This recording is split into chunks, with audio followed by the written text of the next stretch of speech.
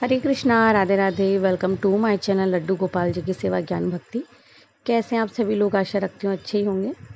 तो आज के इस वीडियो में हम कृष्ण छठी से संबंधित सारी चीज़ें जान रहे हैं। कृष्ण छठी क्या है सभी लोग जानते हैं, वैसे तो जो नहीं जानते हैं, पहली बार उन्होंने जन्माष्टमी पर लड्डू गोपाल स्थापना की है, घर में लड्डू गोपाल की सेवा शुरू की है, उनके लिए वीडियो विशेष हो सकता है। तो क्या बनाते हैं छठी पर, छठी कैसे मनाते हैं और आप कैसे मनाएं, मैं कैसे मनाती हूँ, सारी चीज़ हम एक वीडियो में जानने वाले हैं। हमारे हिंदू धर्म में नवजात शिशु की मंगल कामना के लिए छठी का पूजन किया जाता है और इसी परंपरा के अनुसार हर साल लड्डू गोपाल का भी छठी पूजन होता है।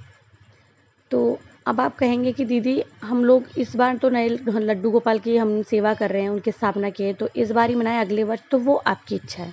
ये भक्त के भाव हैं। क्यों हर साल जैसे हम जन्माष्टमी मनाते हैं उसी तरह से हमें ना छठी का पर्व भी मनाना होता है। तो चलिए, छठी का पूजन क्यों किया जाता है? क्योंकि बच्चे के जन्म के 6 दिन बाद छठी देवी की पूजा का विशेष महत्व होता है। तो हमारी जो पौराणिक मान्यताएं हैं उसके अनुसार षष्ठी देवी की कृपा से जो राजा प्रियव्रत थे, उसका उनका ना मृत पुत्र दोबारा से जीवित हो गया था। तभी से ये परंपरा चलती आ रही है। तो बच्चों की जो अधिष्ठात्री देवी है ना, उसे षष्ठी देवी कहते हैं। ऐसे कहते हैं कि इससे नवजात शिशु पर कोई आँच नहीं आती। अब छठी पूजन में क्या होता है?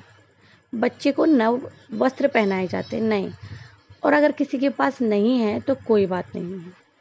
छठी पर बच्चे का नामकरण करने की परंपरा होती है। तो जिन लोगों ने जन्माष्टमी पर लड्डू गोपाल की सेवा शुरू करी है, स्थापना की है, प्राण प्रतिष्ठा की है, तो वो इस दिन नामकरण करें। इस दिन जो विशेष भोजन है वो कढ़ी चावल बनाए जाते हैं। कैसे मनाएं कृष्ण छठी?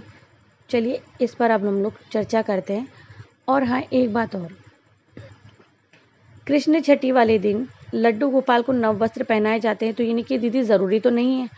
तो जब हमारे यहाँ कुआं पूजन होता है, छठी मनाई जाती है, तो उस दिन हम भी अपने बच्चे को स्नान आदि करवा के नए वस्त्र धारण करवाते हैं।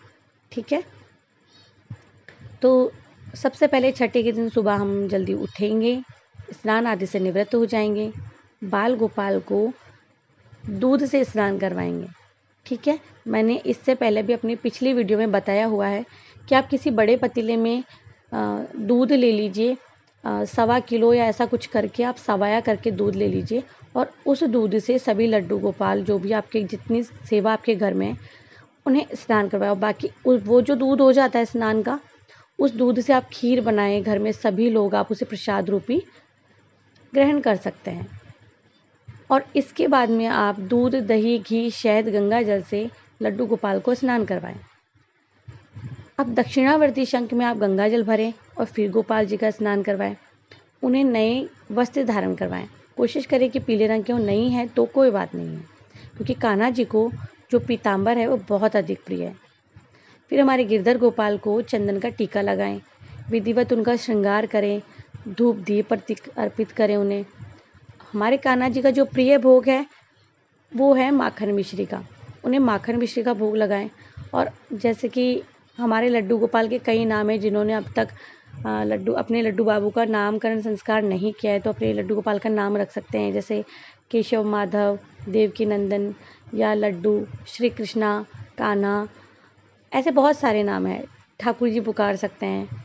तो इस तरह से आप उनका नामकरण कर सकते हैं। अब जब हम कृष्ण छठी मना ही रहे हैं तो चलिए एक पौराणिक कथा भी सुन लेते हैं लड्डू गोपाल की। तो इस कथा के अनुसार भगवान श्री कृष्ण थे, उनके एक परम भक्त थे जिनका नाम था कुम्मन दास, और उनका एक बेटा भी था रघुनंदन। तो कुम्मन दास के पास भगवान श्री कृष्ण का एक चित्र था जिसमें वह बांसुरी बजा रहे थे। कुम्मन दास हमेशा भगवान श्री कृष्ण की पूजा अर्चना में लीन रहा करते थे। वे कभी भी अपने प्रभु को छोड़कर कहीं दूर नहीं जाया करते थे। एक बार कुम्मन दास को वृंदावन से भागवत कथा के लिए बुलावा आ गया। पहले तो कुम्मन दास ने जाने से मना कर दिया, परंतु लोगों के आग्रह करने पर भागवत में जाने के लिए तैयार हो गए। उन्होंने सोचा कि पहले वे भगवान श्री कृष्ण की पूजा करके आएंगे और फिर भागवत करके अपने घर पर वापस लौट जाएंगे। इस तरह से उनका जो पूजा का नियम है वो भी नहीं टूटेगा। तो भागवत में जाने से पहले कुम्मन दास ने अपने पुत्र को समझाया कि उन्होंने ठाकुर जी के लिए प्रसाद तैयार कर दिया है और वे ठाकुर जी को भोग लगा दे। तो कुम्मन दास के बेटे थे, भोग की थाली ठाकुर जी के सामने रख दी उन्होंने और उनसे प्रार्थना करने लगे कि अगर भोग लगा ले। रघुनंदन को लगा कि ठाकुर जी आएंगे और अपने हाथों से भोजन ग्रहण करेंगे। तो रघुनंदन ने कई बार भगवान श्री कृष्ण से आग्रह किया और कहा कि खाने के लिए आ जाए। भोजन को उसी प्रकार से रखा देखकर वह बहुत दुखी हो गया और रोने लगा। रोते रोते भगवान श्री कृष्ण से आकर भोग लगाने की विनती करने लगा। उसकी पुकार सुनकर ठाकुर जी एक बालक के रूप में आए और भोजन करने के लिए बैठ गए। जब कुम्मन दास वृंदावन से भागवत करके लौटे तो उन्होंने अपने पुत्र से प्रसाद के बारे में पूछा। पिता के कहने पर रघुनंदन ने बताया कि ठाकुर जी ने सारा भोजन खा लिया। अब कुम्मन दास ने सोचा कि अभी रघुनंदन नादान है, उसने सारा प्रसाद खुद खा लिया होगा और डांट के डर से झूठ बोल रहा है। कुम्मन दास रोज भागवत के लिए जाते और शाम तक सारा प्रसाद खत्म हो जाता।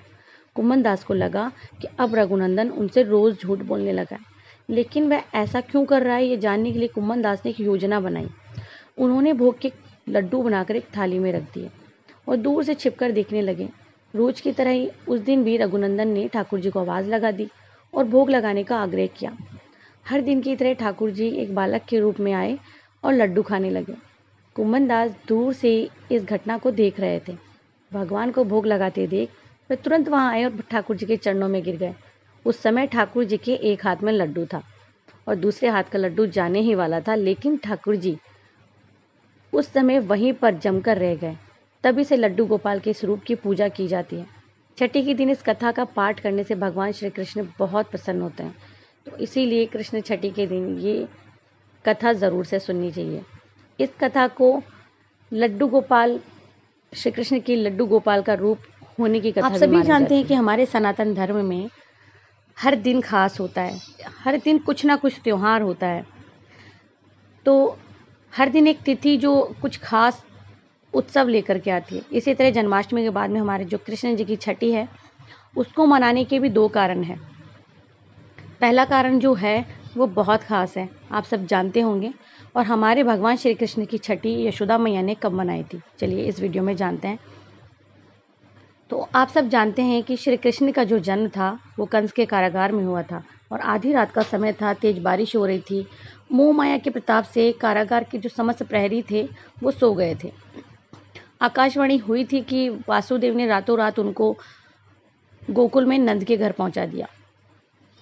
और कंस जब कारागार में पहुंचा तो उसको ये बताया गया कि लड़की का जन्म हुआ है। कंस ने उसको मारने की बहुत कोशिश की, लेकिन वो ये कहते हुए आकाश में बिजली बन गई कि तुझे मारने वाला तो जन्म ले चुका है। अब कंस को ये सब सुनकर के बहुत आश्चर्य हुआ और उसने पूतना को आदेश दे दिया कि जितने भी 6 दिन के बच्चे हैं उनको मार दिया जाए।